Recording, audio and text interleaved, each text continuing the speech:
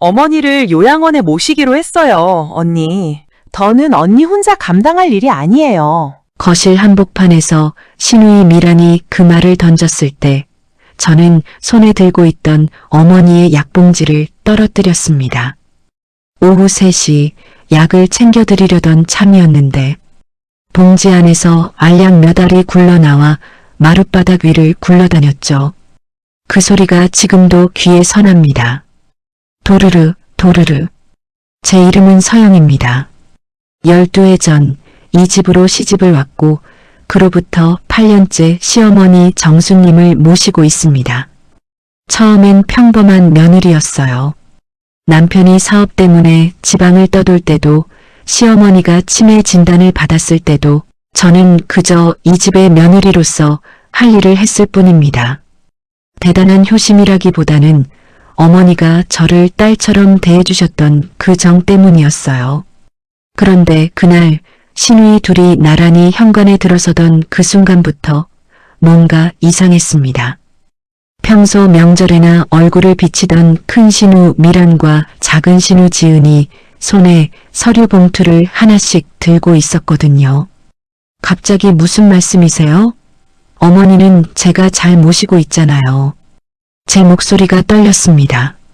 미란은 그런 저를 마치 예상했다는 듯 차분히 바라보며 말을 이었습니다.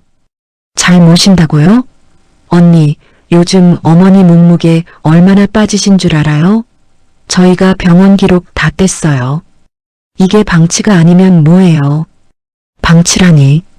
저는 그 단어 앞에서 숨이 턱 막혔습니다. 지난 겨울 어머니가 갑자기 식욕을 잃으셨던 그 2달을요. 제가 매일 죽을 쓰고 홍삼을 다리고 병원을 3번이나 모시고 다녔던 그 시간을 그들은 방치라는 단어 하나로 뭉개버렸습니다. 지은 씨, 서류가 뭐예요, 이게? 작은 신우 지은이 봉투를 제 앞으로 내밀었습니다. 열어보니 이미 예약이 끝난 요양원 입소 확인서와 어머니 명의로 된 부동산 관련 서류 몇 장이 함께 들어 있었습니다. 저는 그 순간 알았습니다. 이건 단순히 어머니를 걱정하는 마음에서 나온 결정이 아니라는 것을요. 이 서류는 뭔데 같이 들어 있어요? 제가 묻자 미란의 눈빛이 아주 잠깐 흔들렸습니다. 아주 잠깐이었지만 저는 놓치지 않았습니다. 그건 어머니 명에 정리하는 거예요.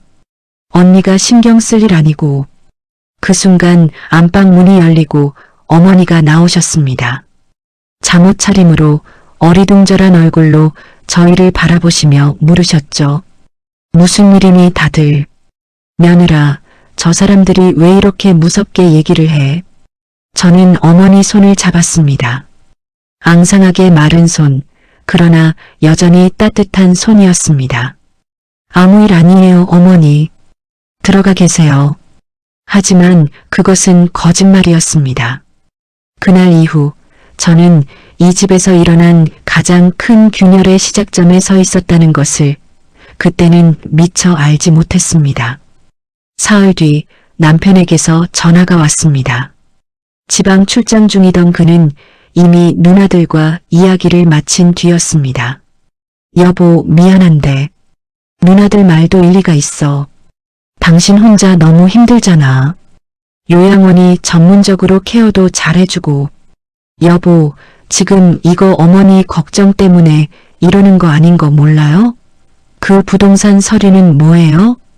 전화기 너머로 잠깐의 침묵이 흘렀습니다. 그리고 남편이 내뱉은 한마디. 그건 나도 잘 몰라.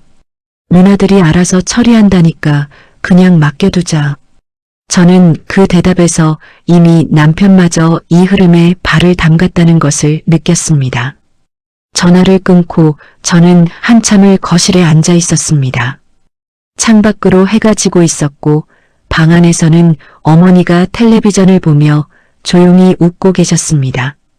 저 웃음을, 저 평온함을 얼마나 더 지킬 수 있을지 저는 알 수 없었습니다. 그리고 일주일 뒤 저는 정말로 이 집에서 어머니를 떠나보내야 했습니다. 요양원 차량이 대문 앞에 섰고 미란과 지은이 짐을 챙겨 나오는 모습을 지켜보며 저는 이 모든 상황이 단순한 오해나 성급한 결정이 아니라는 확신을 갖게 되었습니다. 무언가 더 큰 그림이 있다는 것을요. 며느라, 나 언제 집에 다시 오니? 차에 오르시기 전 어머니가 제 손을 꽉 잡고 물으셨습니다. 저는 대답할 수 없었습니다. 목이 메어 아무 말도 나오지 않았거든요. 그저 고개를 끄덕이는 것밖에는요. 차가 떠나고 저는 그 자리에 오래도록 서 있었습니다. 그리고 바로 그날 저녁 미란에게서 문자 한 통이 왔습니다. 집도 이제 정리해야 할 것 같아요, 언니. 어머니도 안 계신데 언니 혼자 계실 필요 없잖아요. 다음 주까지 짐 빼주세요. 저는 그 문자를 몇 번이고 다시 읽었습니다. 그리고 깨달았습니다. 이건 단순히 어머니를 위한 결정이 아니라 저를 이 집에서, 이 가족에게서 완전히 밀어내려는 계획이라는 것을요. 집을 나오던 날 상자 몇 개에 제 12년의 흔적을 담았습니다. 결혼사진, 어머니와 함께 담근 장아찌통, 그리고 어머니가 저에게 물려주겠다고 늘 말씀하시던 오래된 반지 하나. 그 반지만은 미란도 지은도 모르는 곳에 숨겨두었던 것이 다행이었습니다. 친정으로 돌아가는 버스 안에서 저는 스스로에게 묻고 또 물었습니다. 내가 뭘 잘못했나? 12년 동안 그 집 며느리로 최선을 다했는데 어째서 이렇게 쫓겨나듯 밀려나야 하는가?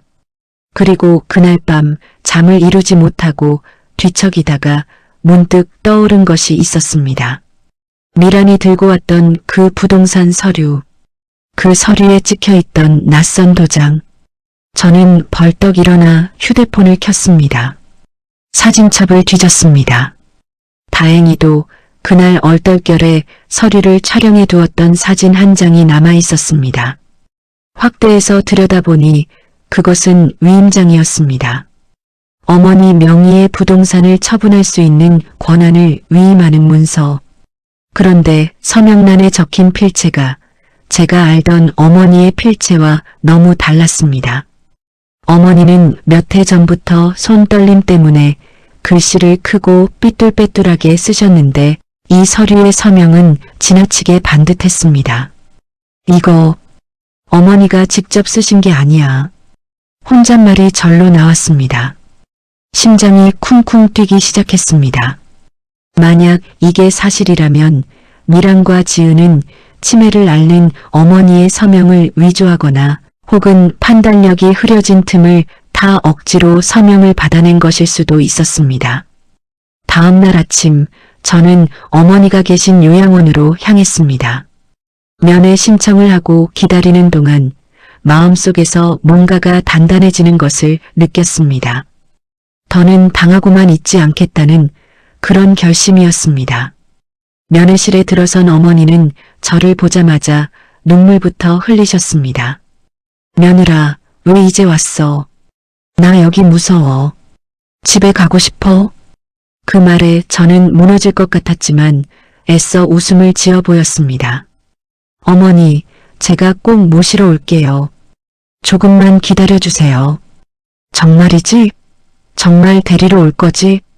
어머니의 손을 꼭 잡으며 저는 마음속으로 다짐했습니다. 이 약속은 반드시 지키겠다고. 그리고 그러기 위해서는 미란과 지은이 벌인 일의 실체를 낱낱이 밝혀야 한다는 것을 알았습니다.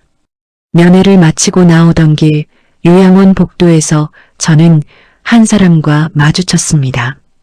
원장실 팻말이 붙은 문 앞에 서 있던 여성이었는데 명찰에는 원장 한나라고 적혀 있었습니다. 그녀는 저를 잠깐 바라보더니 고개를 살짝 숙여 인사했습니다. 그 순간에는 그녀가 훗날 제 인생에 그토록 큰 존재가 될 줄은 전혀 알지 못했습니다. 집으로, 아니, 이제는 친정으로 돌아가는 길 저는 결심했습니다. 더 이상 눈물로 시간을 보내지 않겠다고.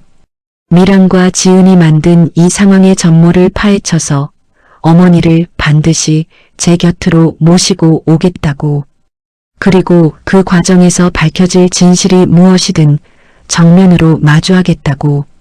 그날 밤 저는 오래된 노트를 하나 꺼냈습니다. 표지에 크게 이렇게 적었습니다. 진실을 찾는 기록. 그 첫 페이지에 저는 그 위조된 것으로 보이는 위임장 사진을 인쇄에 붙였습니다. 그리고 그 아래 이렇게 썼습니다. 이 서명은 어머니의 것이 아니다. 반드시 밝혀낸다. 창밖에는 달이 떠 있었고 저는 그 밤 처음으로 두려움이 아닌 결의를 안고 잠들었습니다. 하지만 그 결의가 얼마나 크고 험난한 싸움으로 이어질지 저는 아직 알지 못했습니다. 이튿날부터 저는 하루하루를 계획적으로 움직이기 시작했습니다. 우선 가장 먼저 필요한 것은 어머니의 실제 필체와 인지 상태를 증명할 수 있는 증거였습니다.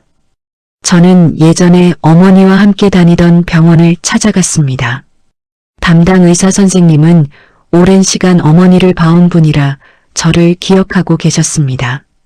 어머니 진료 기록 좀 다시 확인할 수 있을까요? 인지 능력 관련해서요. 서영 씨, 무슨 일 있으신가요? 저는 사정을 간략히 설명했습니다. 의사 선생님의 얼굴이 점점 굳어졌습니다.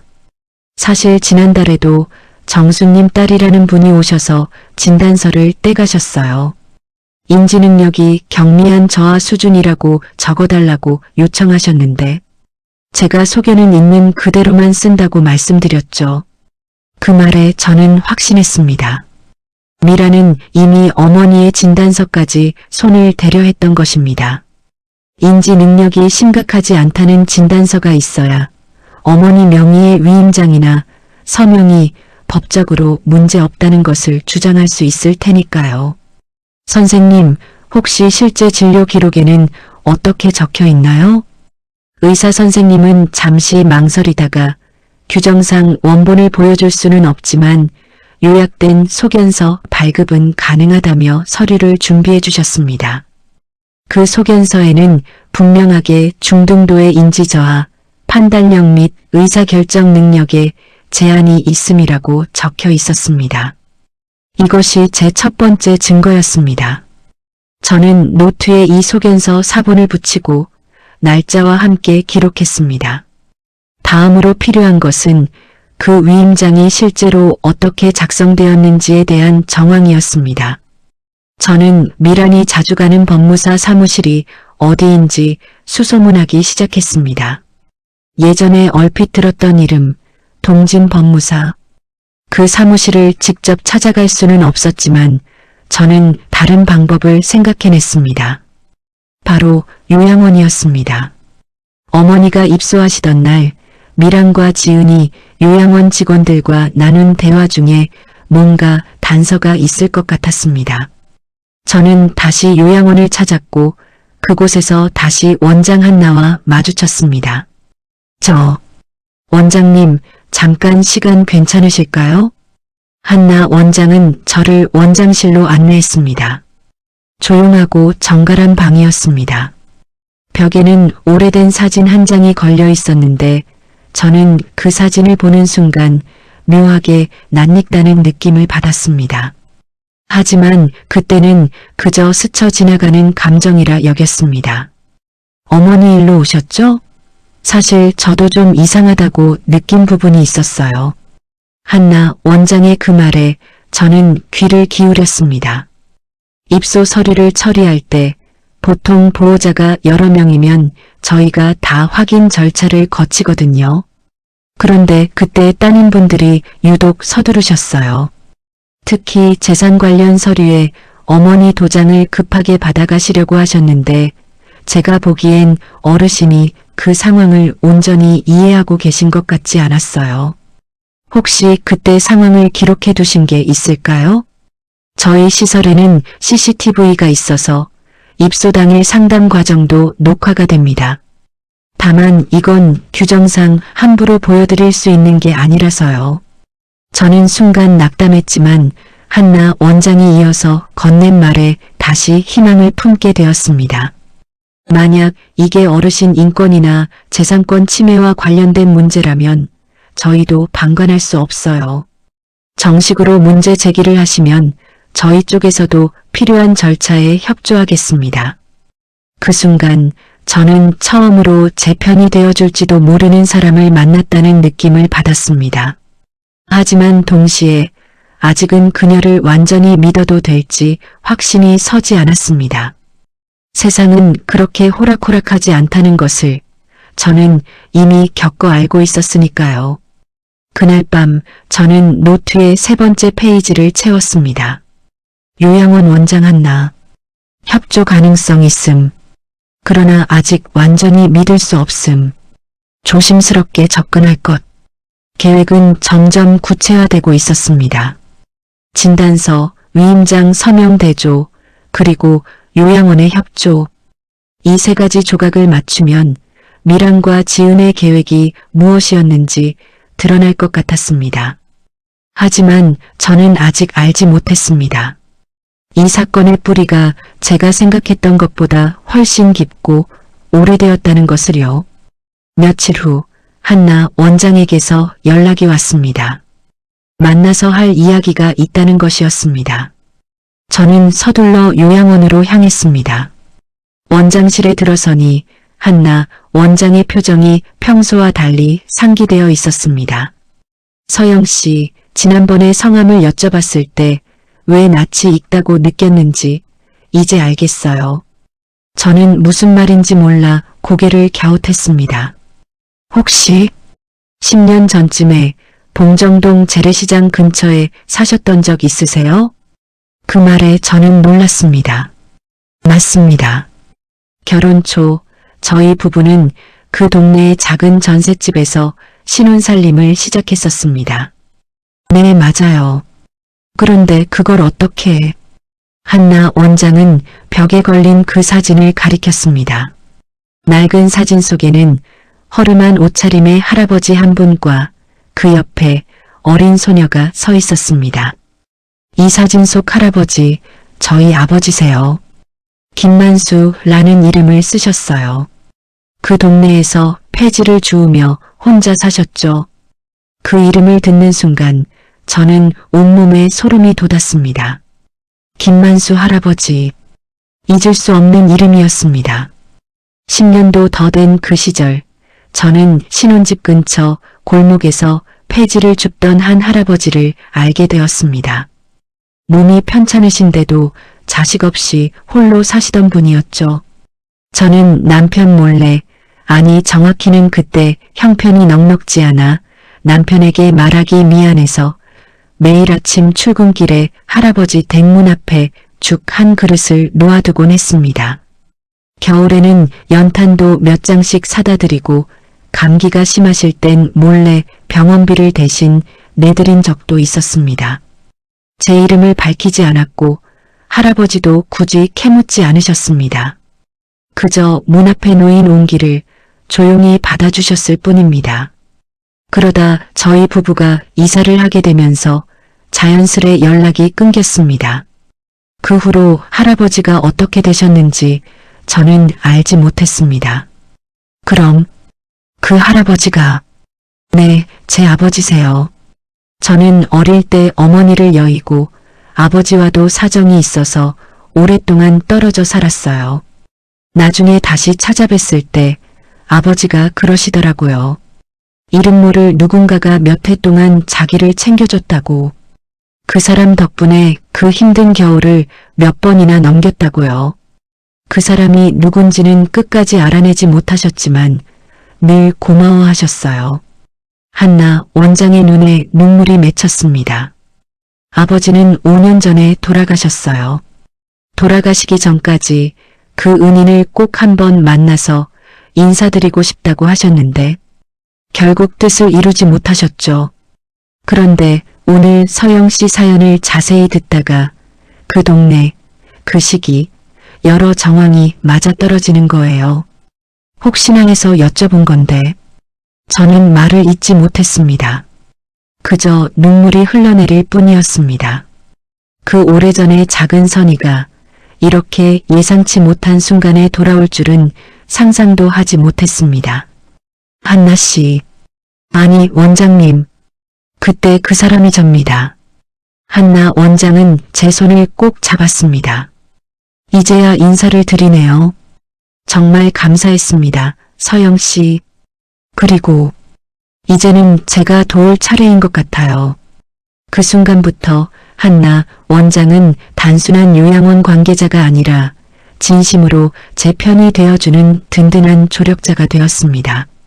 그녀는 규정이 허락하는 한도 내에서 입소 당일의 정황을 증언해주기로 했고 필요하다면 법적 절차에도 형조하겠다고 약속했습니다.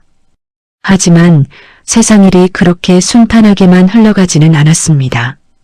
바로 그 다음 날 저는 낯선 번호로 걸려온 전화 한 통을 받게 됩니다. 그리고 그 전화는 지금까지의 상황을 완전히 뒤흔들어 놓을 새로운 국면의 시작이었습니다. 서영 씨 되시죠? 저는 미란 씨 측 변호를 맡은 사람인데요. 몇 가지 확인할 게 있어서 연락드렸습니다. 저는 수화기를 쥔 손에 힘이 들어가는 것을 느꼈습니다. 그들도 이미 움직이고 있었던 것입니다. 변호사라는 사람의 목소리는 차분했지만 그 안에 담긴 의도는 결코 우호적이지 않았습니다. 서영 씨가 최근에 요양원 관계자와 접촉하시면서 저희 의뢰인들에 대한 근거 없는 의혹을 제기하고 다니신다는 이야기를 들었습니다. 이런 행위가 계속되면 명예훼손으로 문제가 될 수 있다는 점 미리 알려드립니다. 저는 순간 말문이 막혔습니다. 이건 명백한 경고였습니다. 제가 진실에 다가가고 있다는 것을 그들도 이미 눈치챘다는 뜻이었습니다. 저는 그저 어머니를 위해서 사실관계를 확인하고 있을 뿐입니다. 사실관계요? 위임장은 정수님이 정상적인 절차를 거쳐 작성하신 겁니다. 서영 씨야말로 오랫동안 어머니를 독점적으로 관리하시면서 재산에 대한 부당한 영향력을 행사하신 게 아닌가 하는 의혹도 있습니다. 저는 그 말에 기가 막혔습니다. 그들은 오히려 저를 가해자로 몰아가려는 전략을 쓰고 있었던 것입니다. 전화를 끊고 나서 저는 한참을 멍하니 앉아 있었습니다. 그날 저녁 남편에게서도 연락이 왔습니다. 그의 목소리는 어느 때보다 지쳐 있었습니다. 여보, 대체 왜 이렇게까지 하는 거야? 누나들이 변호사까지 선임했다고 이제. 이러다 우리 진짜 남보다 못한 사이 되겠어. 여보, 나는 그냥 어머니를 지키려는 것뿐이에요. 그 위임장, 진짜 어머니가 쓰신 게 맞는지 확인이 필요해요. 당신 진짜 그렇게까지 확신해? 만약 아니면 어쩌려고 그래? 괜히 긁어부스럼 만드는 거 아니야? 남편의 그 말에서 저는 처음으로 깊은 외로움을 느꼈습니다. 가장 가까이 있어야 할 사람마저 저를 온전히 믿어주지 못하고 있었으니까요. 전화를 끊고 저는 창밖을 바라보며 오래도록 서 있었습니다. 그리고 바로 그때 예상치 못한 문자 한 통이 도착했습니다. 발신자는 낯선 번호였습니다. 안녕하세요. 동진 법무사 사무실에서 일했던 사람입니다. 정수님 위임장 건으로 드릴 말씀이 있습니다. 직접 뵙고 얘기하고 싶은데 가능하실까요? 심장이 쿵 내려앉았습니다.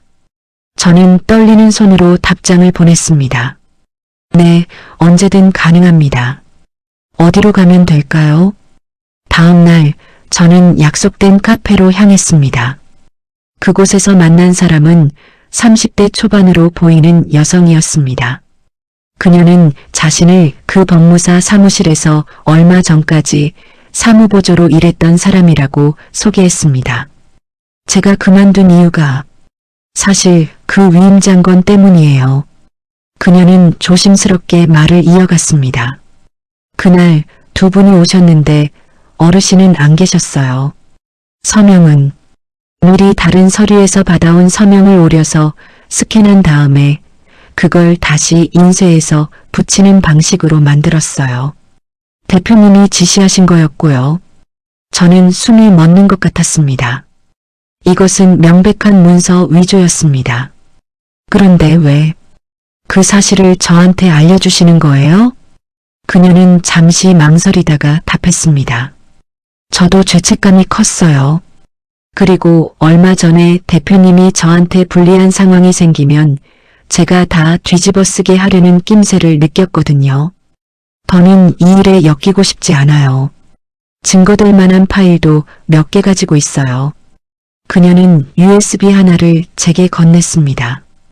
그 안에는 서명 조작 과정이 담긴 이메일과 작업 파일들이 들어 있었습니다.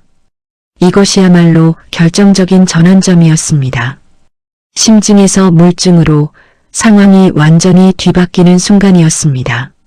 하지만 동시에 저는 이제 돌이킬 수 없는 싸움의 한복판에 들어섰다는 것도 직감했습니다.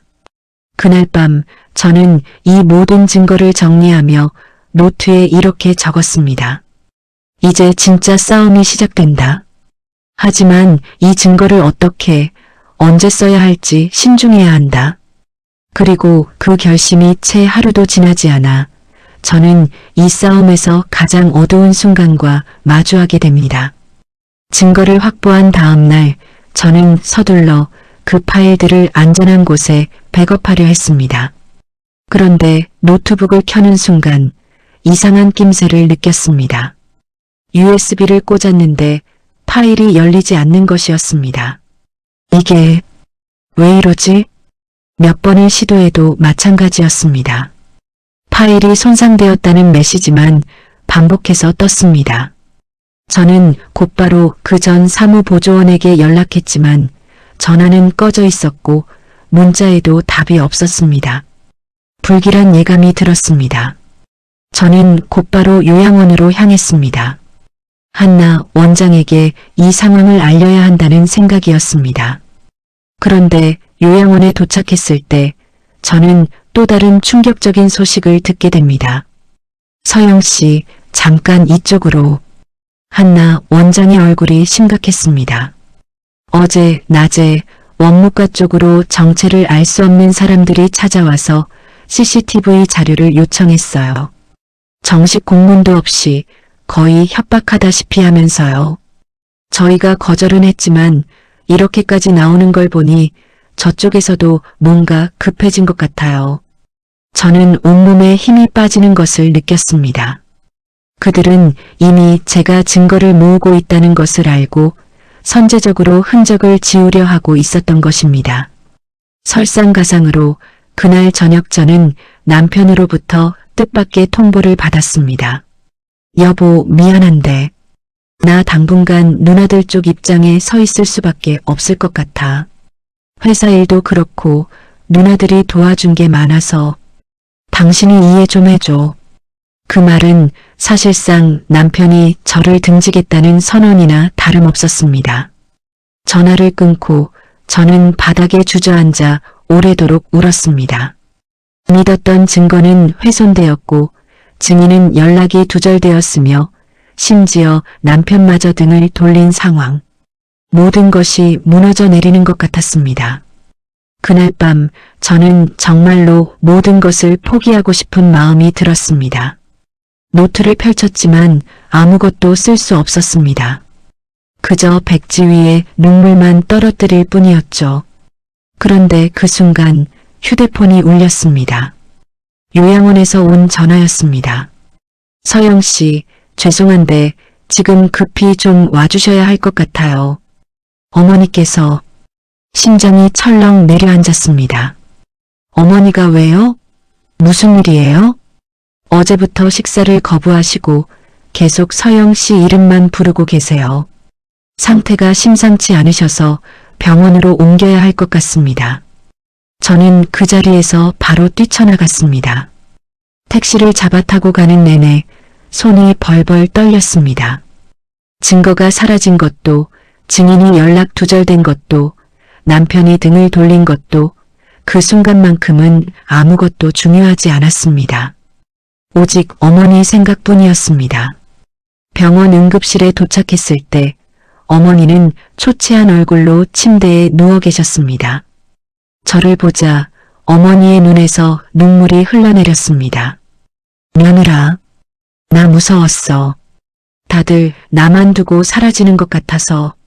저는 어머니의 손을 꼭 잡았습니다. 어머니, 제가 왔어요. 이제 절대 혼자 두지 않을게요. 그 순간 저는 다시 한번 마음을 다잡았습니다. 모든 것이 무너진 것 같았던 그 밤이 오히려 저에게 가장 중요한 것이 무엇인지를 다시 일깨워준 순간이었습니다. 증거도 명예도 심지어 남편과의 관계도 중요했지만 그 무엇보다 지금 이 순간 제 손을 잡고 있는 어머니가 가장 소중했습니다. 그리고 바로 그날 밤 병원 복도에서 저는 뜻밖의 인물과 마주치게 됩니다. 그것이 이 사건을 절정으로 이끄는 결정적인 계기가 될 줄은 그때는 상상도 하지 못했습니다. 병원 복도 끝, 저는 낯익은 실루엣을 발견했습니다. 놀랍게도 지은이었습니다. 작은 신우 지은이 아무도 모르게 혼자 병원에 와 있었던 것입니다. 지은 씨? 제 부름에 지은이 움찔하며 돌아봤습니다. 그녀의 눈은 붉게 충혈되어 있었습니다. 언니, 저 사실...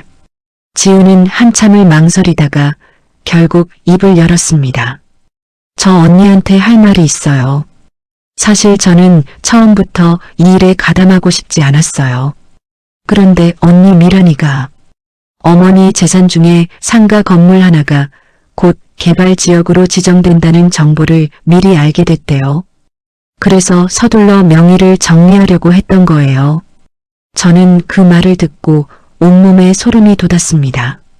결국 이 모든 일의 시작은 어머니를 향한 걱정이 아니라 순전한 탐욕이었던 것입니다. 그럼 그 위임장도 지은 씨도 알고 있었던 거예요? 지은은 고개를 떨궜습니다. 처음엔 몰랐어요. 그런데 나중에 서명이 이상하다는 걸 눈치챘어요. 그래도 언니 말을 거역하기가 무서워서 그냥 넘어갔어요. 지금은 정말 후회돼요. 어머니가 이렇게까지 상태가 안 좋아지실 줄 몰랐어요. 지은의 고백은 제게 다시 한번 싸울 힘을 주었습니다. 저는 그녀에게 조심스럽게 부탁했습니다. 지은 씨, 지금이라도 사실대로 말해줄 수 있어요? 어머니를 위해서요. 지은은 한참을 망설이다가 결국 고개를 끄덕였습니다. 네. 저 이제 더는 숨기고 싶지 않아요. 며칠 뒤 가족회의가 열렸습니다. 남편도 미란도 지은도 그리고 저도 한자리에 모였습니다. 저는 그동안 모아온 증거들을 하나씩 꺼내놓았습니다. 병원 소견서 그리고 다행히 완전히 손상되지는 않아 복구업체를 통해 되살려낸 일부 파일들 그리고 무엇보다 지은의 증언까지. 미란의 얼굴이 하얗게 질렸습니다. 이게 무슨 소리야, 지은아. 너 왜 그래? 언니, 이제 그만해. 어머니가 어떤 상태이신지 봤잖아. 나 더는 이렇게 못 살아. 미란은 한참을 부인하려 했지만 명백한 증거 앞에서는 소용이 없었습니다. 결국 남편도 그동안 애써 외면했던 진실을 마주할 수밖에 없었습니다. 여보, 미안해. 내가 제대로 알아보지도 않고 당신을 의심했어. 저는 그 사과를 바로 받아들이지는 않았습니다. 대신 담담하게 말했습니다. 저는 사과보다 지금부터 어떻게 할 건지가 더 중요해요. 어머니를 제 곁으로 모셔올 거예요. 그리고 이 위조된 위임장은 법적으로 무효화할 거고요. 미라는 결국 변호사를 통해 위임장 철회에 동의할 수밖에 없었습니다. 서명 위조건에 대해서도 지은의 증언과 남아있던 증거들로 인해 더 이상 부인할 수 없는 상황이 되었습니다. 가족 내에서 조용히 마무리하는 대신 어머니의 재산은 원래대로 복구되었고 미라는 그 과정에서 그동안 쌓아온 신뢰와 관계를 모두 잃게 되었습니다. 그리고 무엇보다 중요한 것은 어머니가 다시 제 곁으로 돌아오시게 되었다는 사실이었습니다. 어머니를 모시고 집으로 돌아오던 날, 봄바람이 유난히 따뜻했습니다. 어머니는 대문을 들어서며 마당의 작은 화단을 보고 환하게 웃으셨습니다. 우리 집이다. 며느라, 나 진짜 우리 집에 온 거지? 네, 어머니. 이제 절대 어디 안 보내드려요. 그날 이후 저는 한나 원장과도 계속 인연을 이어갔습니다. 그녀는 종종 저희 집에 들러 어머니의 안부를 살펴주었고 저희는 서로에게 오래전 그 골목길의 인연을 다시금 확인하며 깊은 감사를 나누곤 했습니다. 그때 그 죽 한 그릇이 저희 아버지한텐 정말 큰 힘이었대요. 이렇게 다시 만나서 이번엔 제가 서영 씨한테 힘이 될 수 있어서 다행이에요. 미랑과 지은과의 관계는 예전처럼 완전히 회복되지는 못했습니다. 하지만 지은은 이후로도 종종 어머니를 찾아뵈며 조금씩 진심 어린 관계를 다시 쌓아가고 있습니다. 미라는 한동안 연락이 뜸했지만 시간이 흐르며 조금씩 반성의 기미를 보이기 시작했습니다. 저는 그녀를 완전히 용서한 것은 아니지만 어머니를 위해서라도 문을 완전히 닫지는 않기로 했습니다. 남편과 저의 관계도 그 사건을 계기로 오히려 더 단단해졌습니다. 그는 그 이후로 어머니의 일에 훨씬 더 적극적으로 나서게 되었고 저와의 신뢰도 다시 쌓아가고 있습니다. 돌이켜보면 그 균열의 시작이었던 그날의 충격적인 통보가 결국은 저를 더 단단하게 만든 시간이었습니다. 억울함 속에서 무너지지 않고 진실을 찾아 나섰던 그 과정이 있었기에 지금 이렇게 어머니와 함께하는 평온한 일상을 다시 찾을 수 있었던 것이겠지요. 요즘도 저는 가끔 그때 그 노트를 꺼내봅니다. 진실을 찾는 기록이라 적힌 그 낡은 노트를요. 그 페이지들을 넘길 때마다 저는 다시 한번 다짐합니다. 앞으로 어떤 어려움이 와도 소중한 사람을 지키기 위한 용기를 잃지 않겠다고요. 오늘도 어머니는 마당에 앉아 봄볕을 쬐고 계십니다. 그 곁에서 저는 다시 한번 그 웃음을 지켜낼 수 있음에 감사하며 하루를 시작합니다. 살다 보면 내가 베푼 작은 친절이 언젠가 어떤 모습으로 돌아올지 아무도 모릅니다. 소영이 그저 지나가던 골목에서 건넨 죽 한 그릇이 10년의 시간을 돌아 그녀 자신을 지켜주는 힘이 되었듯이 말이죠. 가족이라는 이름 아래 숨겨진 욕심은 때로 가장 가까운 사람에게 가장 깊은 상처를 남깁니다. 하지만 진실은 결국 제자리를 찾아갑니다. 그것이 아무리 늦어지더라도 말이죠. 오늘 하루도 누군가에게 건넨 작은 마음이 언젠가 당신을 지켜주는 힘이 되기를 바랍니다. 다음 이야기에서 또 만나요.